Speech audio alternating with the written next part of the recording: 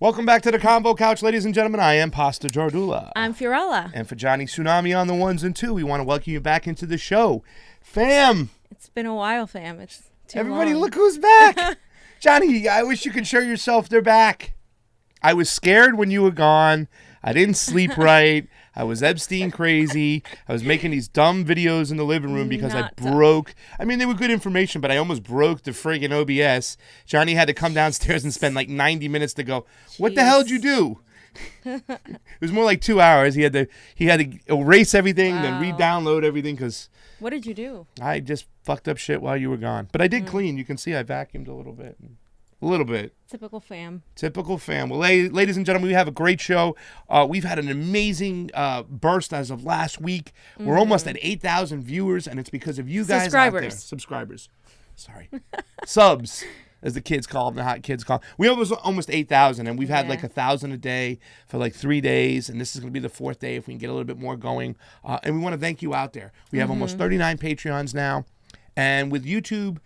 not monetizing us, refusing to monetize us or give us any real reason why, we have to wait again to reapply. Every single dollar helps. So thank you out there to the Patreon. And yes, Fiorella, who lost the bet, will be making my dinner and putting it up on the Patreon. What are you going to cook me, fam? I don't know, fam. I don't want to be domesticated and have to make you dinner, but... Well, you lost the bet. You should be domesticated for at least one show. I lost the bet.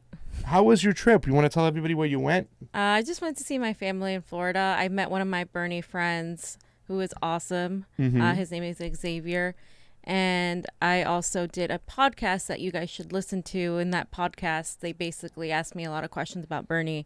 And I pretty much told them about Bernie. They're a little bit scared in Florida. They have a little bit of TDS, Trump Deranged Syndrome. So they are not necessarily, they used to be Bernie, but they're scared and they don't know. So I was talking to people that were definitely to the center of me, and they started talking about Russia. I automatically shut that down. Jesus. And then as far as Bernie, asking like, how's he going to pay for things and stuff like that. So it was good to talk to people that really were progressive, but they just weren't there yet. And I can kind of understand where they're coming from as far as being in Florida, because Florida is very different. And it just also proved to me how, like, a lot of these neoliberal politicians here or in big cities think that they know how to deal with people in rural areas and in the South, and they have no idea. So that's something to consider. Yeah, I mean, well, the establishment has really lost its wing. It's done. It's really, I mean, my boss said to me the other day, he's like, Pasta, I don't know what you guys are going to do. You're going to have to form a new party in a year because they're doing more of the same bullshit as far as taking corporate money, as taking special interests, as taking dark money. So they haven't changed there, and that was supposed to be the number one thing. Even the major establishment candidates have deep, deep pockets. Even Elizabeth Warren has been caught on the take.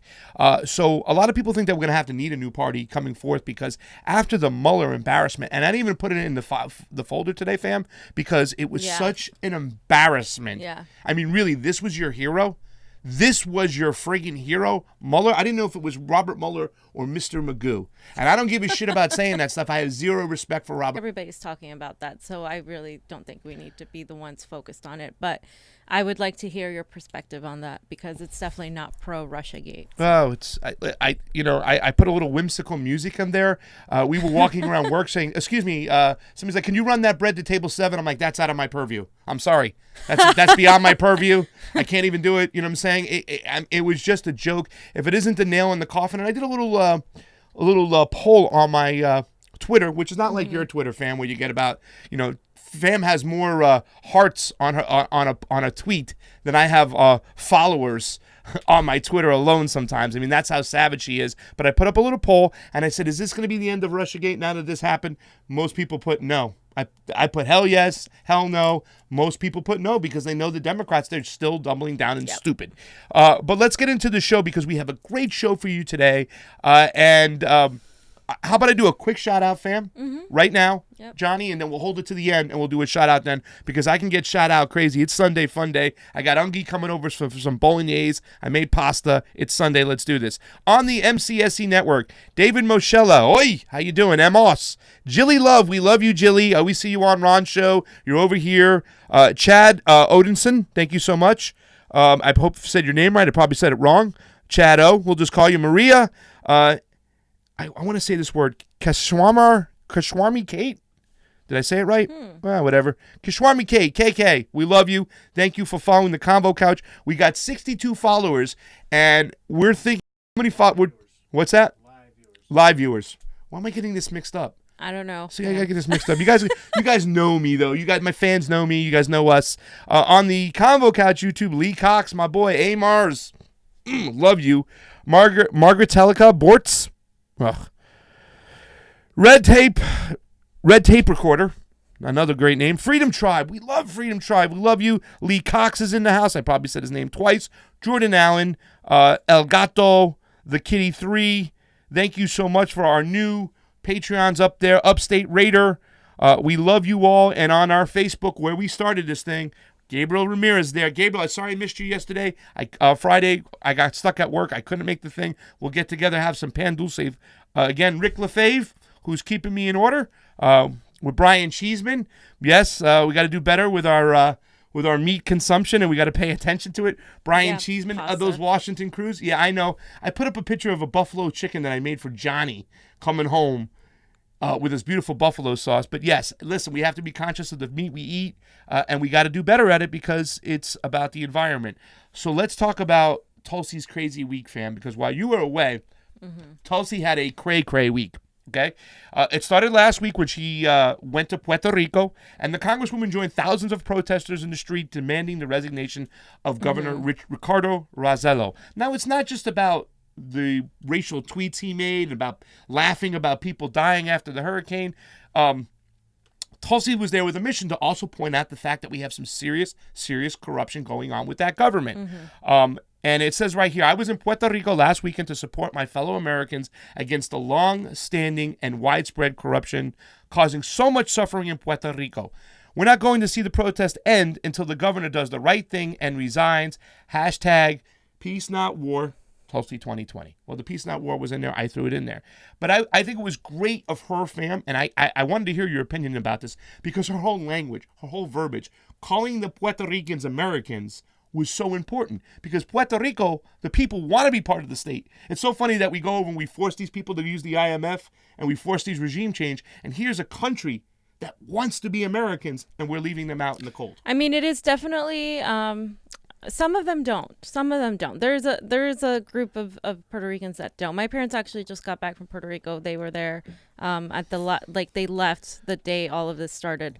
But a lot of people are very divided there, but there are a lot of progressive people there. There's a lot of socialist-driven ideas in Puerto Rico, mainly because they've had to do that because we really don't help them. We actually, we promote disaster capitalism, whereby we send in a lot of real estate investors and developers, and we profit off of what the hurricanes and stuff do to them and their people, and so they end up still in these conditions where they're not really being helped. So it's just like a tip of the iceberg with this guy. I mean, it's just there's so much corruption there that needs to be called out, and I think what Puerto Rico did and what they were able to do by standing together and going out there and protesting for justice and getting this guy to resign is completely a role model for what the United States can do. And notice that it starts from the bottom up. I don't think we can just go and impeach Trump. I think we have to do it from the ground up. We can go and do a movement to impeach someone like Mitch McConnell, maybe someone like Nancy Pelosi, things like that. People that have committed war crimes, people that have done things that shouldn't be tolerated anymore. And I think that sets a great precedent for something that could happen here on the mainland. Listen, I think you hit it on the nose when you talk about Puerto Rico. Some of the people are split, some of the people want it. If we're going to have them as a sovereign country or another state, we should represent them properly because they have no voting power. They have terrible infrastructure, and they're financially pretty much owned by hedge funds that came in there and bought up all their debt and these crazy, outrageous loans that were thrusted on the Puerto Rican people. But as Tulsi was amongst the people of San Juan, the haters were out there. Enter right off the bat, it was Emma Vigilant.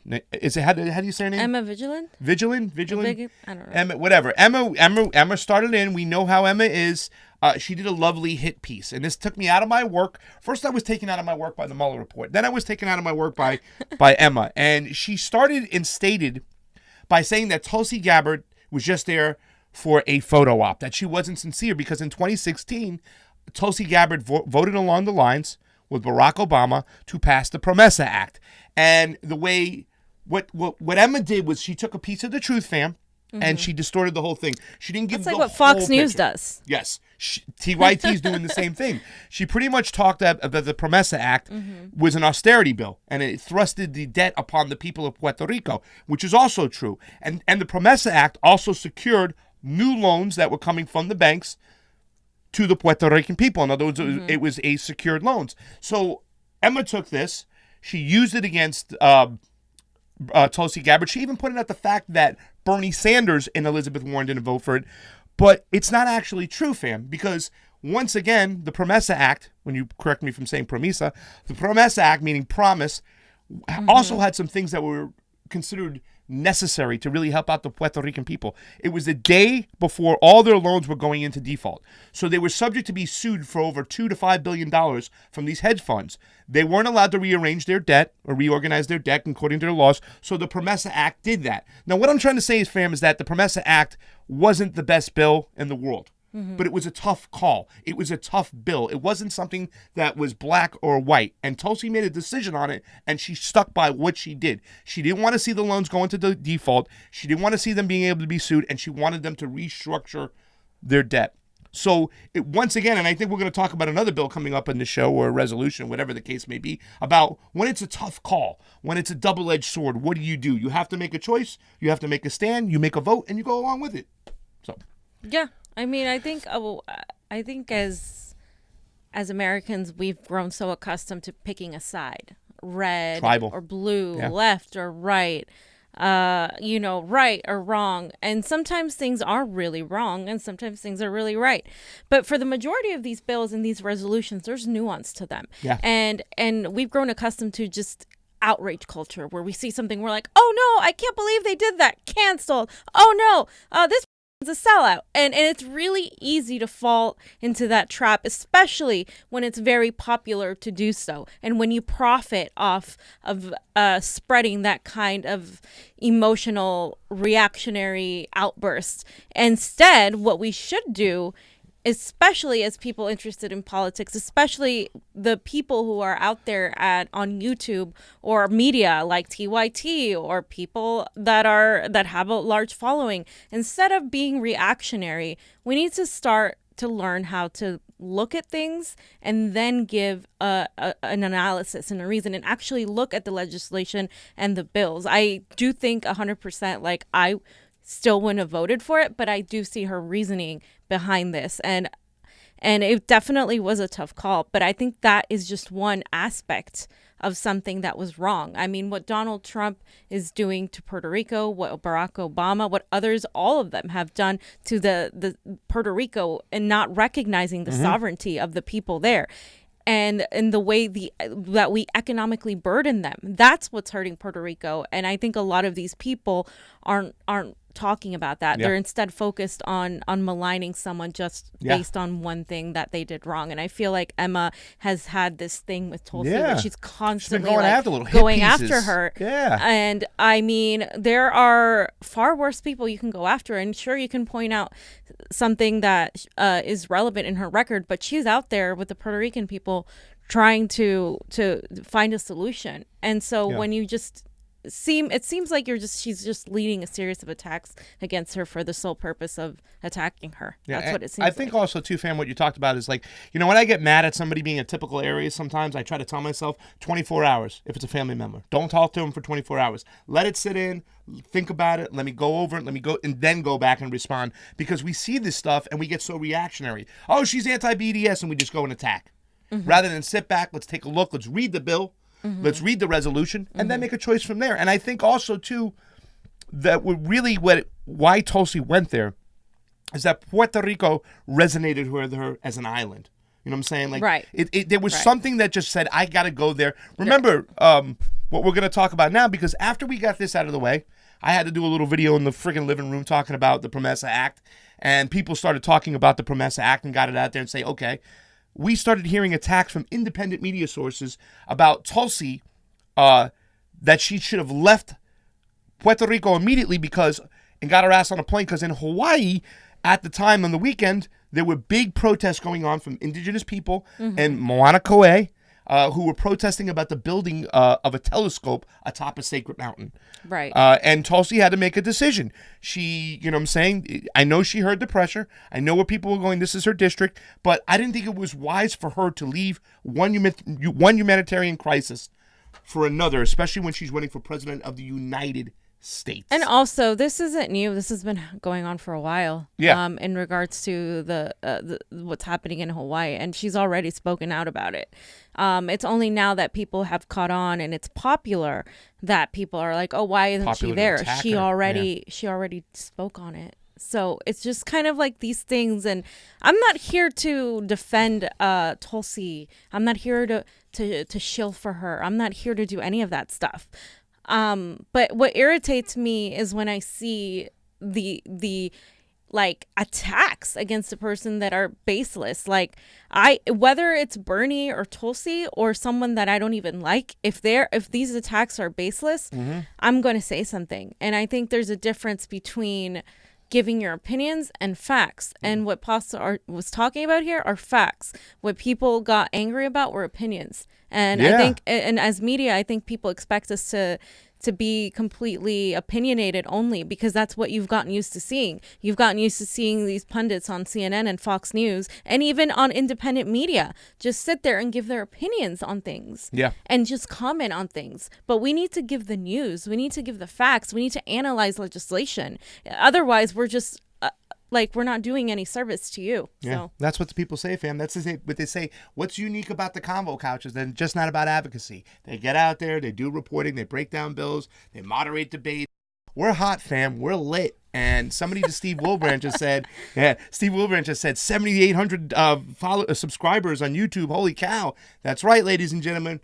We caught fire in the bottle, and we intend to keep going, and we don't give a shit what YouTube does to us. And thank you for your support, by the way, because there's a lot of independent media out there, and we try to differentiate ourselves. And I don't want people to have this wrong idea that bias is inherent. Everybody has a bias. Pasta has been honest that he's supporting Tulsi. I have been honest that I've been supporting Bernie, and that's fine. And we have those biases. But when it comes, what bothers me as a Bernie supporter is that I see a lot of hate towards someone that's his actual ally. Yeah. Tulsi is literally, beside maybe Gravel, maybe Yang, or maybe Williamson, she's like his actual ally. So when people who are shilling for Elizabeth Warren and who are getting paid millions of dollars on their channel start attacking someone like Gabbard, who I think is the only person that could actually potentially help Bernie. Yeah. We know that's my opinion, will help Bernie. But based on fact that she did endorse him in 2016. And I'm going to keep pointing out throughout the rest of the show what is my opinion and what is a fact, because I think people conflate the two. Yeah. Rocky Bellinger's online. Steve Wilbrandt's online. Thank you so much. Fam, The Rock showed up in Mauna Kea. But I want to just play Tulsi's statement, because once again, Tulsi's statement when she was in Puerto Rico, I thought was so powerful, so specific, and this is the reason why I support her. Okay, she knows what's going on. She's not just playing politics; she's speaking truth. There's The Rock. He used to be a defensive end for University of Miami, but when Warren Stapp came, he decided to go to the WWF. Here's Tulsi's statement. I think it's beautiful and it's so specific. While the legal process has determined that the TMT project may proceed, there are spiritual and cultural issues here that have still not been addressed. This is about something that is much greater than just the TMT project. It has to do with longstanding history on Mauna Kea, broken promises, desecration of sacred land, and disrespect for Native culture. To many Native Hawaiians, Kama'aina and Malihini alike, Mauna Kea is so much more than just a mountain. It's a revered and sacred sanctuary that connects Keiki and Kupuna to the past, present, and future, and where Native Hawaiians go to practice their customs and traditions.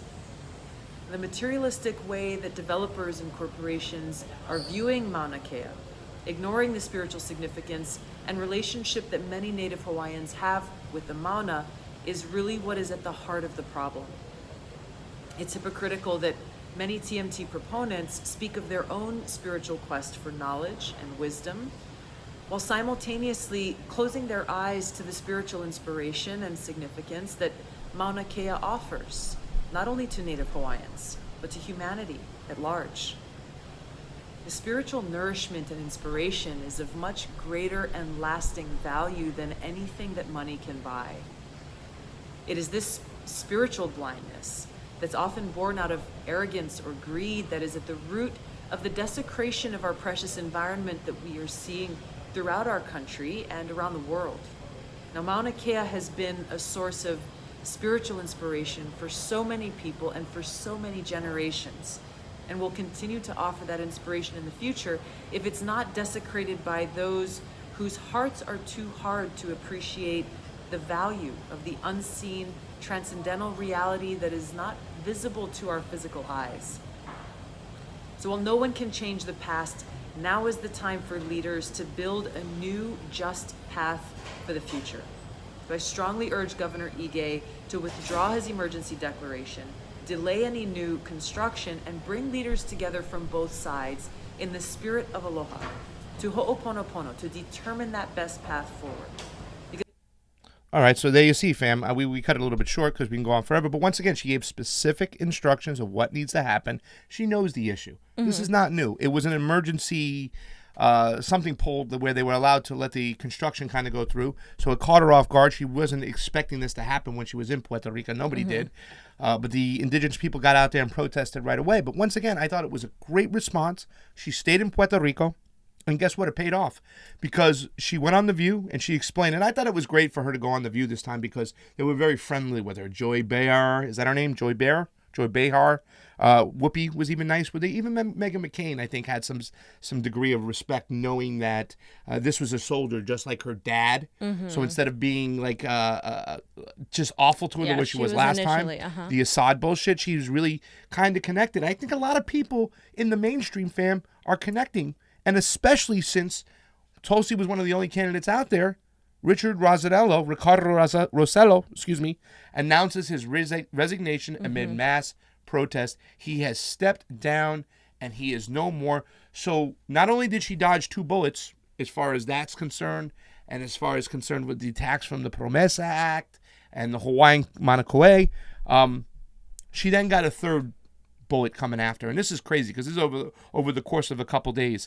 The BDS legislation came in, fam, and the haters gonna hate because, like you said, they just were reactionary and they jumped and they said, "Oh, Tulsi's anti-BDS." Do you want to explain a little bit more about this right now, or do you want to? So we're skipping. I have a little bit right here about. I just said.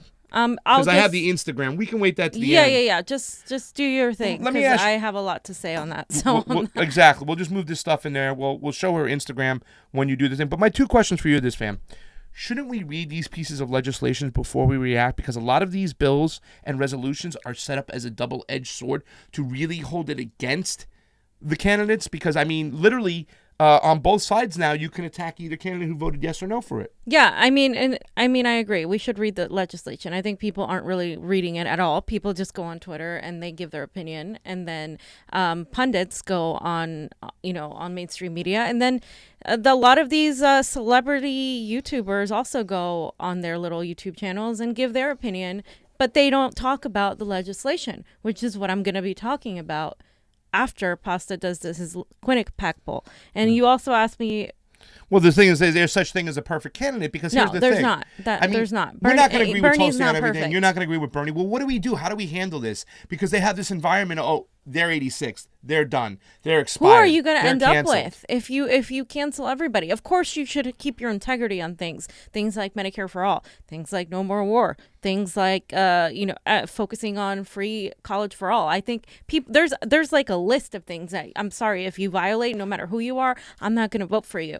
But there are certain things that are twisted and that people aren't really discussing factually, and they're just taking opinions and reacting emotionally, that's just not going to help anybody, because by that accord you would cancel every single person, including Bernie, including like everybody. Every single one would be canceled. Yeah. So I have a lot to say on that, but I'm gonna let Pasta talk about how he got polled first. Well, I got polled the other day. That's the end of this segment. We'll get into the next one. We're gonna get some nice lovely music. Fam, I finally got polled. First time in my life. I'm like, this is not a landline. And the last question was, is this your regular phone or do you have a landline? I'm like, I don't have a landline and stuff. But I was like, I should have filmed it as I was doing the Quinnipiac poll.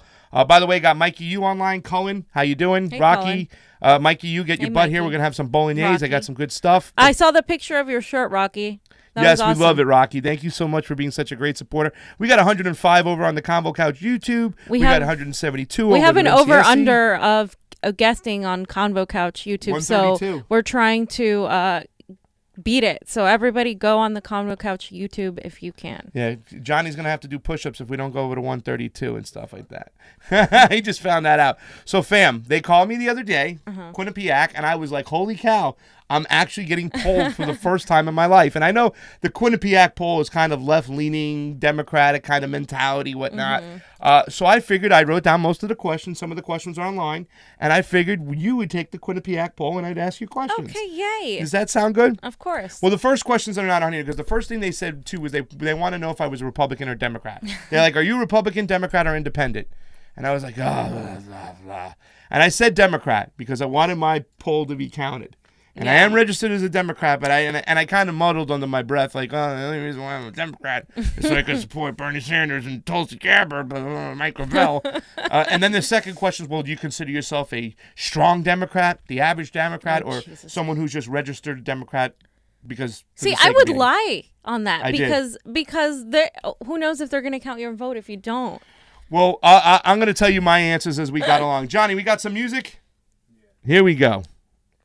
So the first question, fam, we'll talk about this left by left. You're going to laugh your ass off, too. The first question is, how much attention have you been paying to the election campaign for president? A lot, some, only a little, or none at all? A lot. I put too fucking damn much. Yeah. She started laughing and whatnot. She goes, that's not one of the answers. I'm assuming you want a lot. I'm like, yes, a lot. I'm paying attention stuff. So they knew I was somebody who was very engaged, so they should use this poll. If Democrat or Democrat leaning is... If the Democratic primary were held today, and the candidates were, and she listed all the candidates, even Mike Bullock and Mike Bennett, the run back from Wisconsin, who would you vote for? Bernie Sanders. I said Tulsi Gabbard, but here's the next question. Regardless, and I don't think it's in here, she asked, do you have a second clear choice? Tulsi Gabbard. I said Bernie Sanders. So as you can see, she asked me if there was a second clear choice. So I think she asked that question to know if we had a solid first and second choice. So it says, regardless of how you intend to vote, number 3, regardless of how you intend to vote in the Democratic primary for president, which candidate do you think would be the best leader? Bernie Sanders. Interestingly enough, I said Bernie Sanders. I did. Even though I'm going to support Tulsi right now, I said Bernie Sanders. I said, regardless of how you intend to vote, number 4, in the Democratic primary for president, which candidate do you think has the best policy ideas? That's a tough one. Bernie Sanders overall, and Tulsi Gabbard is definitely a close second in regards to a lot of her foreign policy. But that's why I said Tulsi Gabbard when it comes to policy, because her policies are really, really important to me, where I think that Bernie has slipped on 3 issues in particular. When it comes to Russian interference, integrity in our elections, and foreign policy as far as regime change, I think Tulsi Gabbard's been a little bit better. Not that that Bernie's been awful, but those are areas, and especially when it comes to regime change.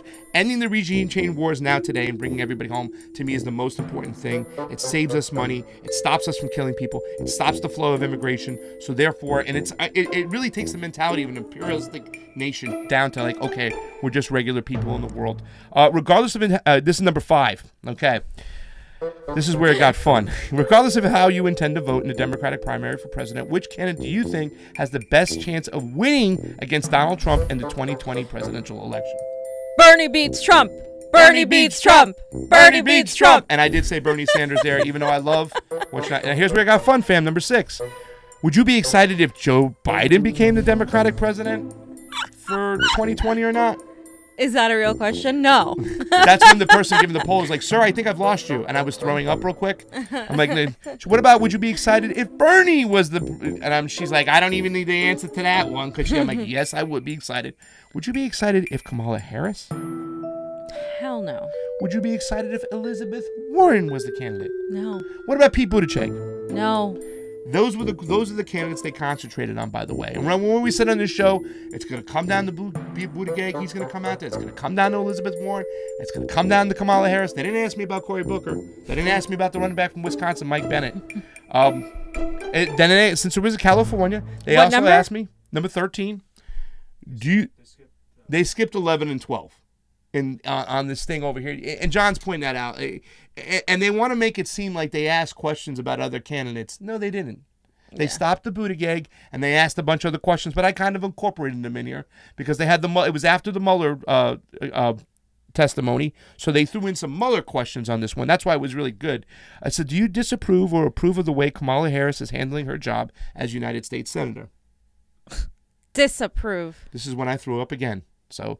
do you disapprove of the way Donald Trump is handling the job as president? Disapprove. Yes. It says, do you approve or disapprove of the way Nancy Pelosi is handling her job as Speaker of the House? Hey, Nance, I disapprove. It said, would you ever vote for Donald Trump? No. I said no, too, but can I tell you something? I paused because I thought about Donald Trump versus Joe Biden. I thought about Donald Trump versus Kamala Harris. I just wouldn't vote. Yeah. I just wouldn't vote, but I'm not going to vote for those two. There's no way. Yeah. I'll write in Bernie. I don't give a shit. Do you think the lack of civility in Congress is a serious problem? In a way, yes, but in a way, no. I don't think it's a serious problem, so no. Well, you got 125 people watching on the Convo Couch. Ooh. She said no, ladies and gentlemen. I said yes. John, what do you think about this? This is a serious issue. Do you think civility, the lack of civility in Congress, is a serious problem? Yes or no? And I'll tell you why I said no in a minute. Okay. Yes. He says yes, too. You tell me no. Okay, I say no because I feel like the way the question is being framed is they're trying to frame it like progressives and the progressive wing of the Democrats are being uncivil towards the establishment, and the right and the left can't get anything done. I think that's the way that's the way you're looking at it, is like we need to work together and we need to stop, The kind call-out of cutting. culture. Yeah, but the way they're framing it, it's not coming from that angle. That's why I said no, because I know that's the way they're framing it. And that's I kind of thought about that. And I always thought when I was doing this, and ladies and gentlemen at home, give your answers. I saw some of you guys putting some stuff down. It's great. But I thought about that. I was like, well, how are they trying to frame it? Here's the next one. Do you think most of the American problems, this is number 18, do you think most of the problems in America are the fault of A, Congress, or B, Donald Trump? Congress? I put Congress too. And once again, it's like they're trying to trap you and corner you to just two questions over there. Like it's got to be one of these two answers. And here it comes again. Number 19. Do you think Mueller's testimony cleared Donald Trump of wrongdoings? I don't think the Mueller testimony is relevant. So no. I said yes. You know why? It cleared Donald Trump because we saw Mr. Magoo up there having nothing. This is their fucking hero. Sorry for cursing. This is their fudging hero, Mueller. Did anybody see that? It was embarrassing. I mean, it was yeah, embarrassing. no, I see that I was like, sure. now you guys are done. You have nothing. But if you go back and watch it, all the Democrats do is just get their sound bites, repeat it, post it out there, and try to use it against Donald Trump. Yeah. They didn't care about the truth. It didn't prove anything, in other words. So. Hey, how about this question, fam? It says, do you consider yourself A, liberal, or B, conservative? Neither, but What'd you say? liberal, I would said say. C, progressive. Sorry, sir. The answer is A, liberal, or B, conservative. So I had to I'm say definitely liberal. not a liberal, but I would have to say that. But I told them progressive and stuff. And then here's where they got really crazy, and I answered this question. Ladies and gentlemen, you at home, how would you answer this question? Do you think it's ever okay to receive information from a hostile government? That depends on what you consider hostile, lady on the phone. It's a yay or nay question. So the yay or nay, yes. What? Can you say it one more time? Do you think it's ever okay to receive Yes. information from a hostile government? Yes. I said yes, too. Yes, Yes. because what we consider hostile isn't always hostile. We're the hostile ones. Well, the thing is I don't want to say no because I don't want Silicon Valley having more control over our freedom of speech. It wasn't Russia who interfered in this election. It was Cambridge Analytica. And we know this. Me and Johnny watched a special about it. We got deep into this stuff like that. Facebook, Mark Zuckerberg should be locked up. They used our friggin' information and they sold it. Okay? And in return, they found out who the persuadables were. It was Cambridge Analytica in Britain, and they were able to go out there and attack people. It was like a boomerang. It was a weaponized attack. It wasn't friggin' Russia. It's Facebook. It's our own friggin' people here. It's these tech giants. They need to be taken down. We should just seize Facebook. We should just seize YouTube. We should seize the means of production. Google. We should seize the means of production and make them utilities. Really. Really, because freedom of speech is out the window. And why does Mark Zuckerberg get to decide what the CONVO couch gets to report? No, you do. The people get to decide who we investigate, not these assholes. And I don't care if they're not monetizing us or not. They'll see their day. I look for the day that Zuckerberg's freaking sitting in a jail cell. Do you think, and here's another one, fam. Side rant. Sorry, here's another one, 23. Now, I answer this one differently. Do you think that Donald Trump's policies at the border are A, racist, or B, to control immigration? I think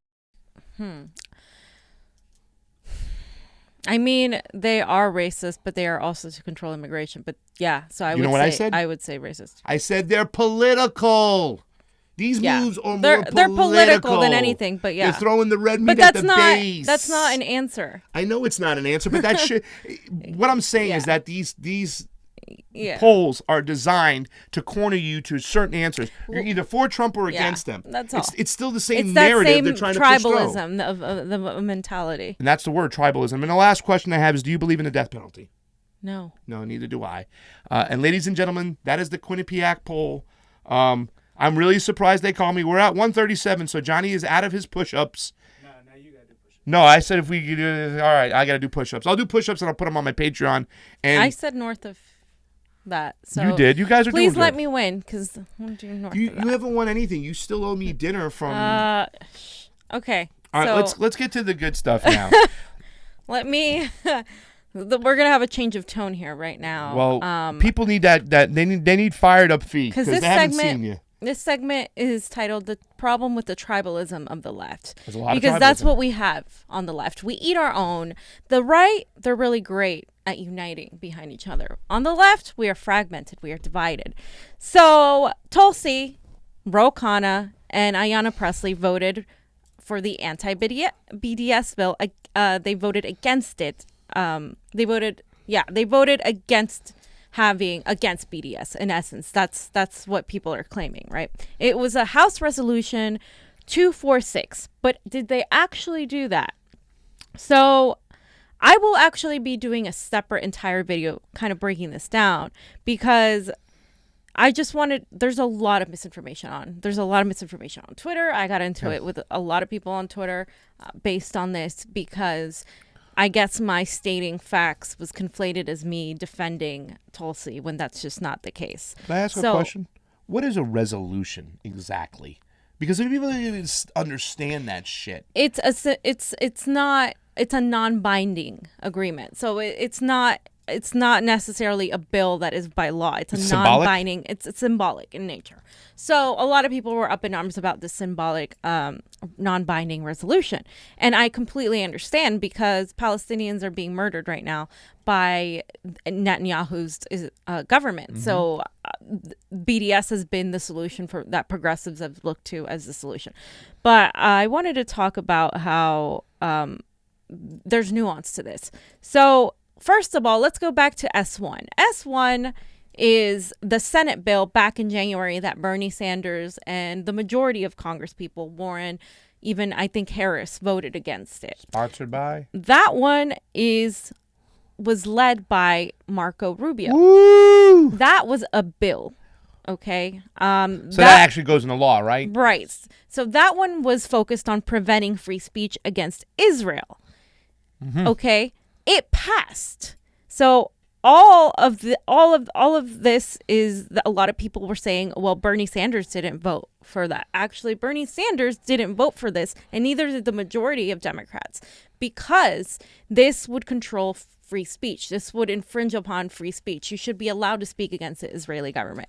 So here we see a little bit of the bill, and Bernie Sanders has a statement on this that he released on January 28th of 2019. He said, While I do not support the BDS movement, we must defend every American's constitutional right to engage in political activity. It is clear to me that this bill would violate America's First Amendment rights. And I 100% am in agreement that it would. I disagree with Bernie on BDS. I think he should support it. And a lot of you might be surprised by that because a lot of the attacks were coming at me as if I didn't support BDS. So now this is what Ro Khanna said in regards to this bill, House Resolution 246. Ro Khanna kind of said, oh, I side with Bernie on this, which in a way he does, but in a way he doesn't, and I'll explain why. So Ro Khanna's statement was, I respect what people want to do. Nothing in the resolution infringes on anyone's First Amendment rights. I do not believe BDS, given the economic ties with Israel, is practical or would lead to peace. I will continue to speak out against new settlements and for Palestinian human rights. So that's what Ro Khanna said. And then someone asked his team, so what about the anti-BDS bill? Why not instead sign on to Omar's resolution, which, by the way, Tulsi Gabbard signed into, which affirms the right of Americans to boycott? And then Ro Khanna said, like Bernie, we don't believe or see anything that indicates that BDS will lead to peace. Our biggest commitment is to working with peace groups to recognize a two-state solution and stand up for human rights, and our record shows that. On Israel/Palestine, Roe was Betty McCollum's bill H.R. 4391 for standing up for the rights of Palestinian children. He has opposed all efforts to criminalize BDS, opposed previous legislation that has penalties, and supports individuals' rights to protest. So that's Roe's stance. What do you think about his stance, first of all? Well, I mean, the BDS movement is a little bit...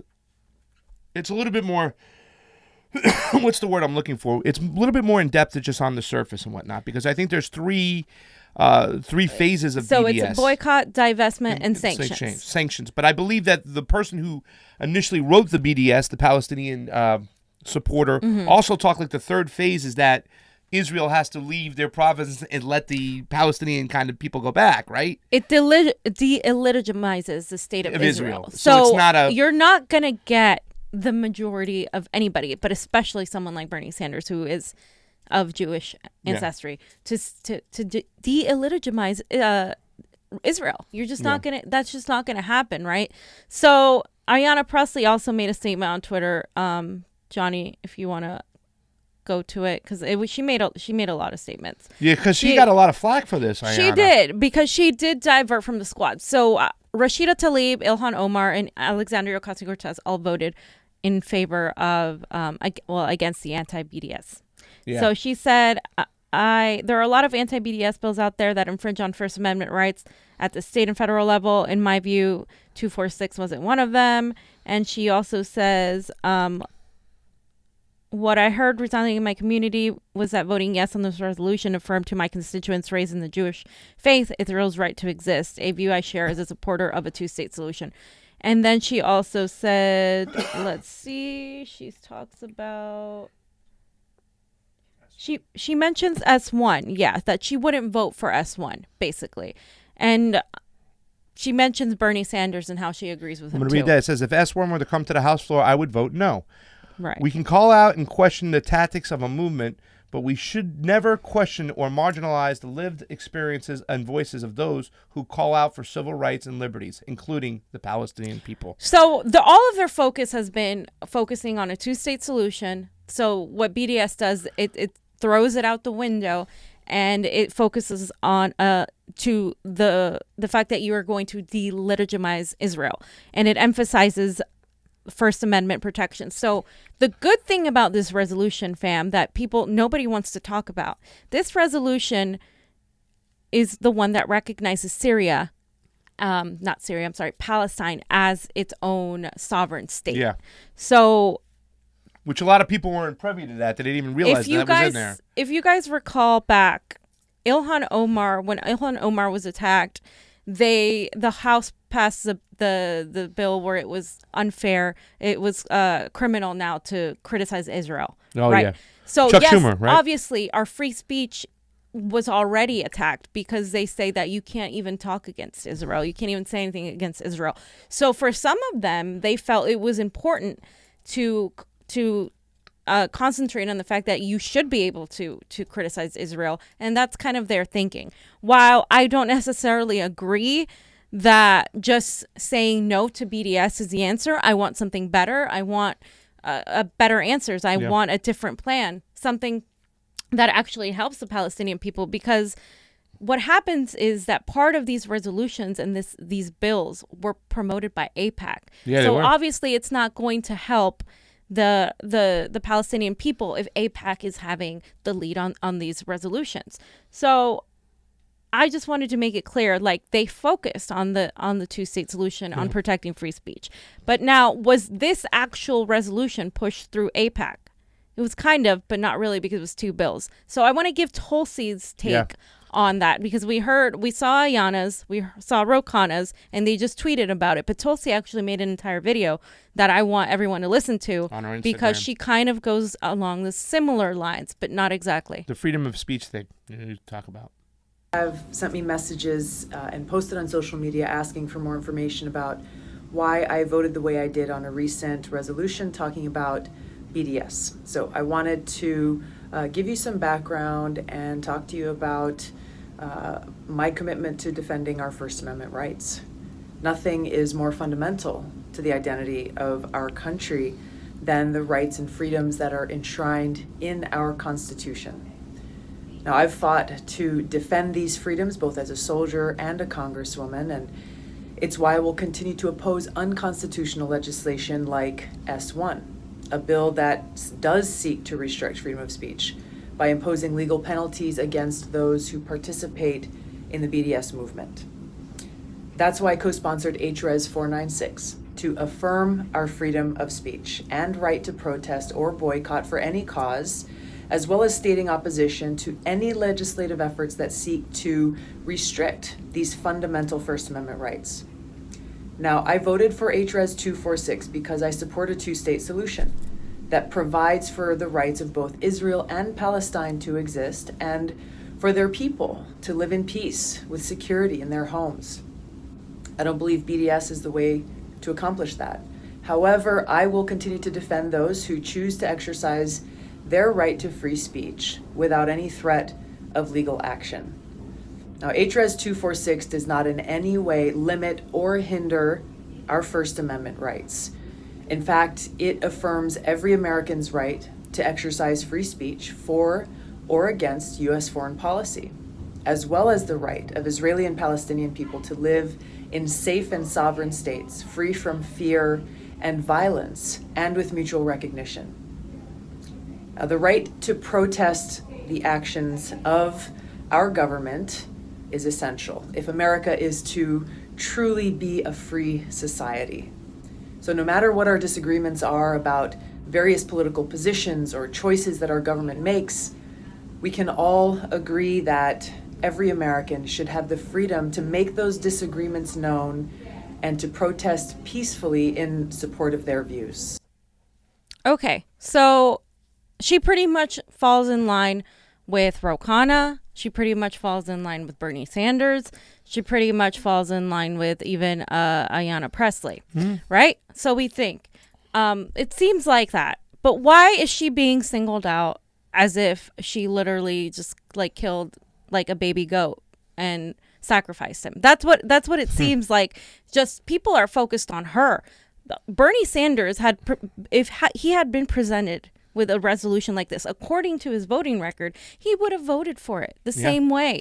So as a Bernie supporter, I'm just seeing all of this like, oh, she's canceled. Oh, like Bernie would have never. Actually, he would have, because he doesn't support BDS. He's been against it for a long time. All of them need to do better on this issue, because this isn't good enough for me, dude. It's just not. Like, I'm sorry, but a two-state solution doesn't exist right now. It's just not possible, because ultimately, but is BDS possible right now in the state of our Congress? No, it's not. And so we need to find a way to attack Israel in the way that actually attacks the people doing the harm, not like the overall people. For instance, sanctions are never good for a country, even if we think they're good. No, it's always the poor people. The poor people end up paying the price, of course. Yeah. And so BDS, however, is a great solution that I think it could happen if we had people in there like a Bernie or a Tulsi that would be willing to listen. Even though they don't agree with it, they would be willing to at least listen. But unfortunately, right now, none of them are on BDS. Yeah. So why aren't they being all attacked equally? No, Well, it's just been Tulsi, right? Remember when Tulsi, we went to Santa Monica, and it was just like, this is the most complicated issue out there. Well, first of all, it's really, really tough. It's very complicated. The first question somebody had, they were like, oh, what do you think about the Palestine? And I was like, oh, softball for you, Tulsi. She looked over and chuckled and then went back to answer the question because it is so complicated. It's just not on the surface. It's rabbit holes that you got to go down to. You got to understand BDS. There's a reason why Bernie Sanders is anti-BDS, because it might sound like good saying boycott, divest, and sanction and stuff like that, but sanctions are never good, because who pays for the sanctions? The poor people. You know what I'm saying? The lower to middle class people, the middle to lower class people. They're the ones who are going to be suffering and hitting it on the chin. So we got to find other solutions, and this is the most complicated situation. And a lot of people say a two-state solution isn't possible because Israel has all the power, and they're never going to just agree to be fair with the Palestinians. But then to try to delegitimize Israel is also not going to work, because you're going to have the people who are the Jewish groups who feel like that's anti-Semitic. I mean, Bernie Sanders did an interview, and I'm not going to play it this time, but I will in my video, where he was interviewed by a woman, and he thinks that BDS has anti-Semitic tropes within it. So we can't just like look at one side. And unfortunately, the Palestinian people are hurting while we're all quarreling over this situation, because while we were all focused on this non-binding symbolic resolution and how we're going to cancel Ro Khanna, Ayanna Pressley, and Tulsi Gabbard, what actually passed was far worse. So this bill is actually HR, it's actually a resolution, 1837, the United States Israeli Corporation Enhancement and Regional Securities Act. So this is an act that passed the House vote and then was received in the Senate. And this is the one where the AIPAC component lies. This one was the one that AIPAC was cheering for. So when they passed all of these together, the people were like, see, this helps. This is funneled by AIPAC. This is the one that was actually AIPAC targeted. Had 292 co-sponsors. Let me list the names of the people who co-sponsored this. Mike Levin, Connor Lamb, Ted Lieu, Debbie Wasserman Schultz, Eric Swalwell, Ro Khanna, Jim Acosta, of course, Katie Porter, yes, Katie Hill, it's Katie Schill, and Tony Cardenas. Yeah, you know, Katie Porter and Katie Schill are very much AIPAC loyalists. And a lot of these people who don't know the politics here in California, so you're excused, have been talking about Katie Porter and Katie Hill being progressive. No, Pasta and I followed those races closely. They are not progressives. No. Just because they give some good speeches on C-SPAN doesn't make them progressive. So Tulsi did not vote for this. How did she not vote for this? So whenever someone co-sponsors a bill, it is automatically a yay vote. Those who do not are a nay vote. So they allowed it to go to a voice vote because it's irrelevant. Only one person's had actually did a voice vote, because it doesn't matter, because they had 200 and plus almost 300, 292 co-sponsors. So she didn't vote for this. And this bill does something far worse. So this bill increases military assistance to Israel with no oversight. Zero. Nil. Zips. So that's what I was saying. BDS is great and we need to do that. But what we need to focus on is how the Israelis are doing this to the Palestinians. They're doing this through the weapons, to having this army that targets the Palestinians. So we're not really focusing on that. And that's the one thing we need to focus on. And that's what this freaking thing does. It has been zero mentions on it on the mainstream media, zero mentions on it in even outside of Niko House and Jimmy Dore have talked about how horrible this is. So let me kind of go through here, Johnny. This has it's called the Enhanced Cooperation Between the U.S. and Israel. So it just gives you a little overview about how we're going to cooperate with Israel for research and development, energy, cooperation on cybersecurity. Yeah. Which is also news on that right now. Yeah. The NSA just hired somebody, I think, from Israel to be the head of their cybersecurity. I have to look into that. Somebody sent me an article. I haven't got the chance to get into it. So this one right here. So in general, the Secretary of Defense, upon request of the Ministry of Defense of Israel, and with the Secretary of State, is authorized to carry out research, development, test, and evaluation activities on a joint basis with Israel to establish directed energy capabilities that address threats to the United States, deployed forces of the United States or Israel, and it protects sensitive information in a manner that protects sensitive information in the national security interests of the United States and the national security interests of Israel. So, on the next one, the statement of policy. It is the policy of the United States to provide assistance to the government of Israel in order to help enable Israel to defend itself by itself and develop long-term capacity, primarily through the acquisition of advanced capabilities that are available from the United States. And so overall, Section 203, contingency plans to provide Israel with necessary defense articles and services. And then finally, in general, upon receiving information that Israel is under an existing or imminent threat of military attack, the president may waive the requirements of this act and direct the immediate transfer to Israel of such defense articles or the services the president determines to be necessary to assist Israel in its defense against such a threat. Amounts obligated or expended to carry out this paragraph shall not be subject to any limitation in law or provision by any bilateral agreement relating to the amount of the United States assistance authority to be made available to Israel.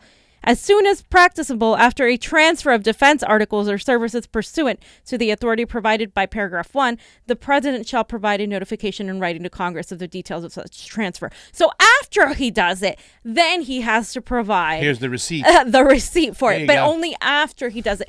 This is what you should all be outraged about. This. Here's your receipt, madam. Thank you. And you know, all of those people, all of those names that I listed, those people, maybe you have a right to cancel those people because this is directly what hurts the Palestinian people, not a non-binding resolution. And I'm not defending that vote because I probably would have abstained from that vote. But it does have some good as far as the freedom of speech because that is not protected since the proceedings against Ilhan Omar and since Congress did pass that we can't speak out against Israel. So now at least Palestinians are recognized as a sovereign state and at least our speech against Israel is protected. Okay, but then they went and did this and I saw zero outrage about this. Where are all the people canceling Mike Levin, Katie Porter, Katie Hill? Yeah. I mean, I expected from people like Debbie Wasserman Schultz and Ro Khanna. I mean, seriously? But it was a resolution too. Is that why he did it? Maybe because another resolution. I think there are ties to him in AIPAC, and I can't really 100% say that for sure. But I mean, I've been doing a little bit of research, and I really want to ask him, like, why are you voting for this? Because I don't have as much of a problem with him voting for the first one, but for this. Yeah. That is direct money and direct aid for Israel to literally bomb Palestinians. Yeah. And that's what happened. So the same day. No oversight, too. No oversight. They can do whatever they want. And not only that, Trump can do whatever he wants. This is the president. You're just literally giving Trump the toys to go and do this. And Netanyahu. So the same day this all passed, the House Foreign Relations Committee passed another bill. That's why so many people were confused because there's so much going on. Yes. HR 1850. So the second one, Pasto, was an act. This one is a bill. Okay. It's just titled HR 1850. So this is the Palestinian International Terrorism Support Prevention Act of 2009. I think we need to switch the Palestinian name to Israeli because they are the ones terrorizing people, by the way. And it passed and it went to the Senate. Tulsi Gabbard, again, is not a co-sponsor of this, and you can check that out for yourself. Debbie Wasserman Schultz is, though. No. Is nobody surprised by that. So the same time they passed that, this whole week, Israel demolished 70 plus apartments on Palestinian-owned land. 600 Palestinians lost their homes. And on Monday, hundreds of Israeli troops descended on a village in the outskirts of East Jerusalem with heavy bulldozers at 4 a.m. in the morning, rousing people from their beds. You have a little clip here? I do. Dude, I saw this on Rupley. It is tough, man. They just go in there and they just freaking start demolishing. Can you imagine just being thrown out of your home? Yeah. Terrible. The families living in those apartments were only allowed to grab a few of their belongings as they were rushed out of their buildings in the middle of the morning to watch their homes being demolished in front of their eyes. The Israeli Supreme Court allowed the demolitions to take place after the residents lost their case. But the apartments were on Palestinian land. The Israeli government said it was too close to the barrier wall that was illegally put on Palestinian land in the first place. On Sunday, people gathered to protest that demolition, against the demolition of those buildings. Israeli forces attacked those protesters, injured the journalists. The protesters did not imagine that in less than 24 hours, the houses would already be gone. Palestinian Prime Minister Mohammed Shtayyeh responded this way. Wow. Yeah. I mean, you imagine just being woken up at 4 o'clock in the morning, dragged out of your house, grab a few and they just fucking knock it down. Sorry for cursing again, but they just knock it down. You can see it. And within 24 hours, all the houses are gone. 600 Palestinians are removed from their households and destroyed. And where do they go, fam? Where do they go? And Israel's been doing this stuff, expanding their territory for a long time. That's why when it comes to these BDS votes and these resolutions and these acts, it's so much things going on. It's so hard. It's so hard to make a stance on it. And it's going to be one of the biggest issues for a long time. And that's why I've been pro-BDS, because I don't see a two-state solution being viable, though, when this is happening. So I believe Tulsi has to do better. I believe Bernie Sanders has to do better. I believe every single candidate on that stage, none of them are there on BDS. And you know what? And I get it, and I get why, because it is a complex issue, like Pasta says. It's You can't just erase Israel from existence. But what they're doing, what not the people of Israel, but what the government of Israel, what Netanyahu's doing to these people is murder. It is. I mean, they're completely decimating the population of Palestinians. It is apartheid. You can call it whatever it is. That's what it is. That's why people are emotional about it. And I get it, and I completely get it. But you cannot conflate that with what those resolutions and those bills and that act actually did. And you can't just react emotionally without understanding every single reasoning and why people are doing that. So that's why I wanted to talk about this, and I'm going to do an entire video because this takes up a lot of time. But wait a second. With all these things going on, with the Promesa Act coming back into play, with the Monacue coming back into play, then the anti-BDS, which boycott, divest, and sanction, which we hate, but, you know, all this stuff happened. There was something else. There was still another last piece of information from Tulsi's crazy week. Right. So people were on Twitter again shouting out, Tulsi voted for the defense budget. How dare the anti-war candidate vote for the defense budget? So what about this defense bill, right? So the budget bill that was passed was not the defense bill. As part of the Appropriations and Authorizations Bill, Tulsi Gabbard included the Stop Arming Terrorists Act. She did not vote for the FY20 NDAA because it passed in the House and it will go to the Senate. So that had already passed. It was voted on prior. So all of these people that have been talking about, that Tulsi did this or that, are entirely wrong. So and I think we got to talk about that too, because you understand, people don't understand that, like, if you vote against the defense bill, there is a bunch of people, independents to Republicans, that will never support you because they believe you're not supporting the troops. So it's not just saying no to the funds that go, and that's why she said present when she got her verbiage in there, is because that you don't want to take away money from the troops. If we cut the defense bill, what are the Republicans going to do? They're going to still make sure their contractors get money, and the troops are going to have to pay the price. So she wants to make sure that the money is allocated differently, not just cut the bill itself, because we have all these people. But you're right. But she didn't. It's not the same thing because she didn't vote for it. So that's what I'm saying. The budget, she voted present. The budget bill that was passed yesterday is not the NDAA. So I want to clarify that. So the HR 2500 National Defense Authorization Act for fiscal year 2020. That's the one we're talking about. Yes, HR. This was a vote to pass HR 2500 in the House. The federal budget process occurs in two stages, the appropriations and the authorizations. This is an authorization bill. That's the one she voted for, which directs how federal funds should or should not be used. It does not set the overall spending limits, however, which are the subject of the appropriations bill. Authorizations are typically made for single fiscal year, October 1st through September 30th of the next year, but are often renewed in subsequent law. So here are the votes. 51% aye. 51 to 45. And then we also have what she did. So she voted for the Stop Arming. She included her Stop Arming Terrorists Act in there because she's been pushing this for a while. So she was able to secure the inclusion of the 2020 National Defense Authorization Act that was passed that morning. This would actually prohibit the use of taxpayer funds to provide weapons or any form of support to Al-Qaeda, the Islamic State of Iraq, in Syria, the Sham, any individual group associated with these organizations, or any entity the Secretary of Defense determines may trade or sell arms to terrorist organizations. So the Secretary of Defense, that could include Israel as well. Mm-hmm. So here is exactly what that means. So in these provisions, this is what is included. A statement that nothing in the bill, underlying or in a future amendment, shall be misconstrued as an authorization to use military force against Iran or Venezuela. No more presidential wars, making it an impeachable offense to unilaterally start a war without the authorization of Congress. Mm-hmm. Stop Arming Terrorists Act. No DOD funds can be used to indirectly to terrorist groups or provide support for any entity that provides support to terrorist groups. Limiting the use of law-yield nuclear weapons. Implementing a no first use policy, more DOD and Office of the Director of National Intelligence transparency on civilian casualties on targeted attacks through reports to Congress and the American people. Here's it is. A 3.1% raise for service members. So, and a tenants' bill of rights, improving the quality of housing, increased funding for education and healthcare. Yeah. She kind of slipped that in there too as well, and that's really good. It's important. Yeah, and I think I got that little part from Sophia, the Libertarian Socialist, on Twitter.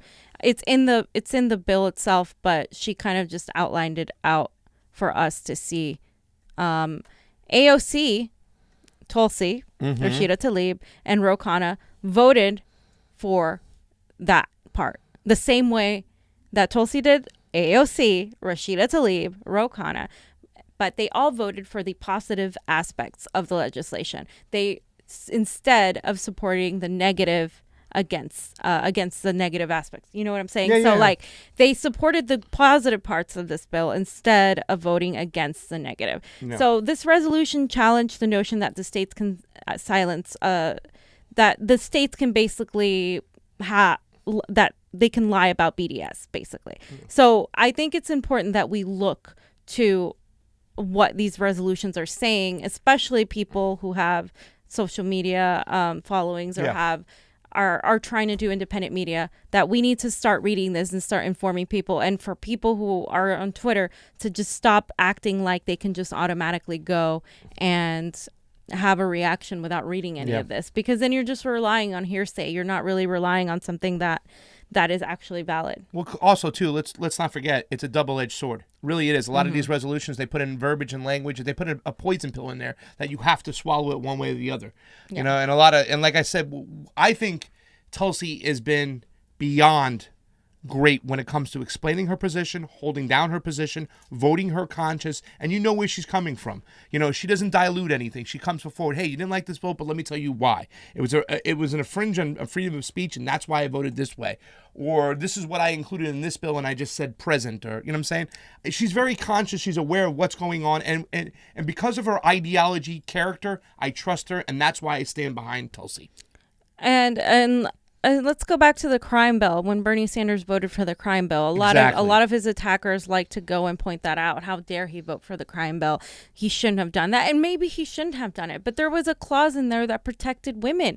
He wasn't going to let that go. He voted for the positive in that horrible bill instead of focusing on all the negative because it was going to pass anyway.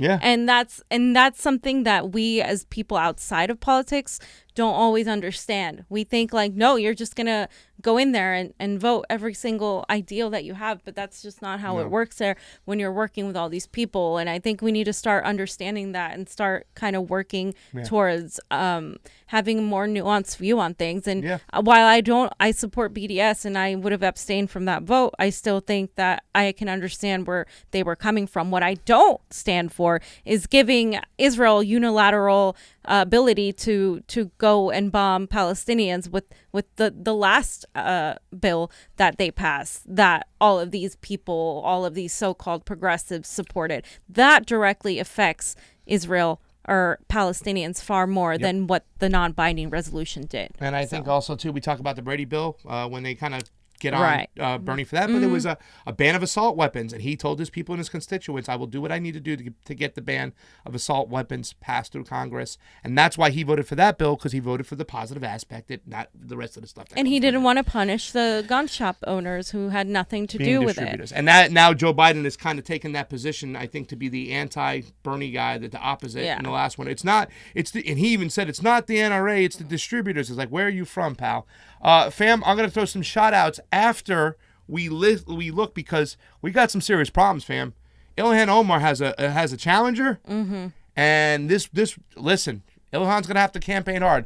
Watch how smart this girl is. This woman is as intelligent as can be.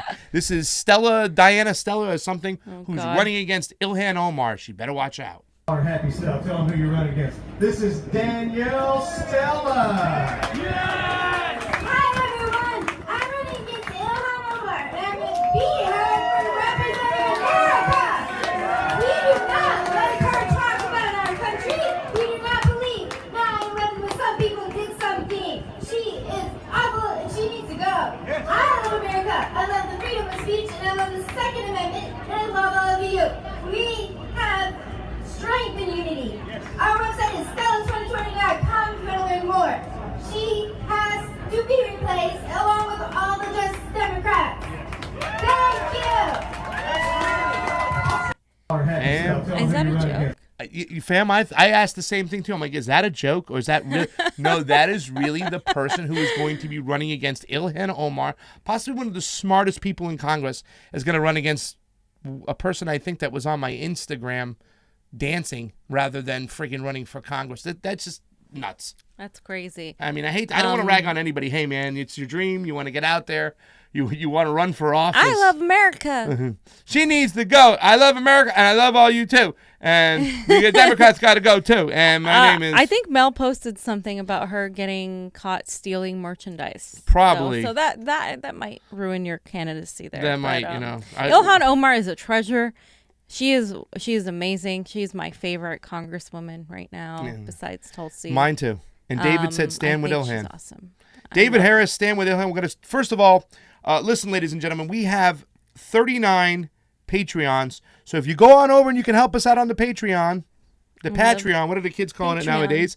You can be P Chisel. You can donate $2, $5, $27. Fee likes to do little talks. I show my food stuff. When we lose a bet, which Fee has to cook me dinner because she lost a bet 2 weeks ago. It was an unfair bet, so I'm protesting. We're going to put it on Patreon and stuff. So please help us out. And everything helps right now because YouTube has refused to monetize us. There she is. So we cannot make money right now. There she is. Through YouTube. Sam. Who's that? That's her. Oh my God. Let me send some shout outs before we get over here. Ladies and gentlemen, remember, you can join this network right here this Tuesday and Wednesday for the Democratic debates, the corporate free coverage. On Tuesday, Bernie Sanders will take the stage. And I think it's Elizabeth Warren is on stage with him. Ron Placone will be in the studio for sure, and he will be joining us. And then on Wednesday night, we will have Graham Elwood and Ron Placone in the studio as Tulsi Gabbard plans to take on Kamala Harris head-to-head, mano-y-mano. And you can join us here and watch the feed, watch the live coverage with us. So let's just send some shout-outs right now. Jason from Detroit. Jason, they're going to be in Detroit. I hope you get the chance to go over there. Who is that? Was that Ed Marin? Fire Puff? Flea Market Mutt. I love that name. Jake Smith. Mark O'Day, Jay White, we love you guys all. Jeremy Long, Mike Fagan, Jason from Detroit again. Get on over to our Convo Couch YouTube. Help us out. Everybody on the MCN network, we love you. Jason V, this is the Convo Couch YouTube. Dave L, I saw David Harris in the house. We always love you, my man. He says, I stand with Ilhan. Michael Cruz, Tony watches. Mick the dog. Steve Woolbrand, he's all over the place. You can find him on Facebook. You can find him on YouTube. Mick the dog, I said that name 3 times. Kitty3, Val, what is up? And on our Facebook, Old School, Craig Pegu, he just came in. Thomas E. Youngs, we love you. Diana Ibanez, we love you. Thomas E. Youngs, I said that twice. I'm saying every name twice today. Jacob Sabat. You said that too. I said his name as well. I'm saying every name. I'm out of it. Chris David, you've been gone for too long. Mikey Yu, who's coming on over. And to all our patrons, we want to thank you for coming on out. Johnny Sue, I know you got something directed up there. You got something for to close out the show? Yeah. Breaking news.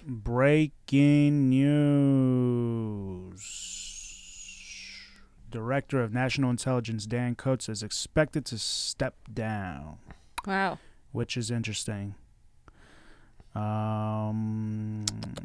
New York Times reported on Sunday, citing people familiar with the decision. People expect Trump to choose Representative John Ratcliffe, Republican from Texas, to replace Coates. And yeah, this just happened about an hour ago, right before we started the stream. Coates is out. I wonder what that means. Like, why did he resign? Like, did he do something wrong, or what happened? You know? Oh man, it could be a multi-latitude of things. I mean, it's been a revolving door with Trump. And I was like thinking, what does Director of National Intelligence do? It's a United States government cabinet level official, subject to the authority, direction, and control of the president. Serves as head of the 16-member United States intelligence community, directs and oversees the National Intelligence Program, serves as an advisor upon invitation. I know there's Wikipedia, but, they get these basic government facts right, usually. Yeah, usually. The other thing is Epstein news. Judge signs protective order over materials feds to turn over to jailed financial. Basically, federal prosecutors in New York are overseeing the case, and they're preparing to hand over highly sensitive investigative material. So to who? Does it say? To the judge. To the judge. To the financial defense attorneys after a federal judge on Friday granted the government's requests. All right, so the defense attorney is going to get all the stuff coming in. We have tomorrow at 1 o'clock our time, 4 o'clock Eastern, Michael Santucci from South Florida. He works in Palm Beach County and in Broward County. He will be giving us the ins and outs and what to expect next from the Epstein case. So we didn't do anything today because we have a special treat. We got a lawyer hot on the spot, and I got some people around West Palm Beach looking into things. This has been one of the big cases right now. It's hit the mainstream, and we are going to continue to bring you news on it. We actually got the Epstein family tree, which has almost 190,000 views. It's one of our biggest videos, but it explains the family tree, and we're going to continue to find out what's going on and follow this case. So tomorrow, expect to hear more about the Epstein case, and then Tuesday and Wednesday, fam, we take on your favorite time, the debates. Yep, and look out for the video I'm going to make regarding the whole BDS and all of that. Okay. It's a lot. Definitely. A BDS video coming up. Fam's going to make another video. We have a super chat over on the MCSC network. You know why we only have it on the MCSC network, fam? Because YouTube won't monetize the Convo Couch. Shame. So the $10 super chat says, love you guys for correcting the record on Tulsi and breaking down the facts. That's from Beer Farts 68. Maybe he was born in 1968. That means he's only 5 years older than me. Beer Farts, when you come around town, we will hang on out. Miguel Santiago says, combo in. Sorry I'm late. And don't worry about it, Miguel Santiago, who's Michael Santucci. I just made the announcement. Michael will be on with us tomorrow at 1 o'clock. We will talk about everything Epstein tomorrow and what to expect from a lawyer's point of view. He can break it down and tell you what to expect next. And I'm looking forward to it tomorrow. I've been following this case. It's been great. And we'll talk some more about it tomorrow. What do you expect from the debates, fam? I hopefully expect Bernie to stand out against the copycats like Warren and co. And I expect the majority of them to continue lying to the American people, like Kamala Harris. Mm-hmm. And I expect Kamala Harris and Joe Biden and Cory Booker to do their thing. But I also expect Tulsi to go after Kamala Harris. And that is going to be victorious if she does. Well, we'll see. I expect Bernie and Elizabeth to do the same. Hold serve. Don't get out there. Don't get yourself in trouble. Let the crowd pass you by. I don't believe they're getting hold. That's what I think is going to happen. I think right now it's going to be more of a problem if you get yourself into a little ticky tack. He had to watch when he was getting into it with Swalwell that last election when Swalwell told him, "Are you going to buy back the guns?" And he kind of said, "Yeah." He goes, well, what the government wants to goes, well, you are the government. He's got to make sure he avoids anything like that. Don't get into any tassel right now. Unless it's a tassel, you're going to win. You know what I'm saying? But he still needs to distinguish himself because a lot of people feel like he didn't stand out enough. I think those people are just wanting a little bit too much. We were saying thank you, Bernie, on the first night because all the policies that were talked about was all from Bernie Sanders. For me, it's all about the second night, fam. I am so excited for the second night. Tulsi versus Kamala. I mean, remember all that talk? It was very controversial when Tulsi was somewhat defending Joe Biden, saying he wasn't a racist. We went into this. We talked about this. Tim Black went into this. A lot of other people talked about it. Niko covered it well. But we were saying, like, why would she do this stuff? This is the reason why. And I think people are seeing it right now. Kamala has to think Tulsi is in her brain. She's called her out 3 times now on shows, on Twitter. And if Kamala Harris opens her mouth on foreign policy, and I think Tulsi even said she doesn't know anything about foreign policy, she doesn't have the mindset or the temperament to be the president. So if she says something about foreign policy, she's not going to be able to just go off like they did with this whole Mueller freaking case and explain their narrative. You step out of line, Tulsi will be right there to smack you. We'll see. Well, that looks like it's about it for today, ladies and gentlemen. We want to thank you for tuning on in. We want to thank you for the big week and the jump in subscribers. Please don't stop. Don't slow down for us. Support independent media. Go over onto our Patreon if you have a few bucks to spare. Help us out because anything you give us, we put it to action. We put it to work. And we bring you the truth because we are the truth tellers. For Pasta Jardula. And Fiorella. Johnny Tsunami. CONVO out. Peace. See you Monday, Tuesday, Wednesday. See you tomorrow. What'd you say?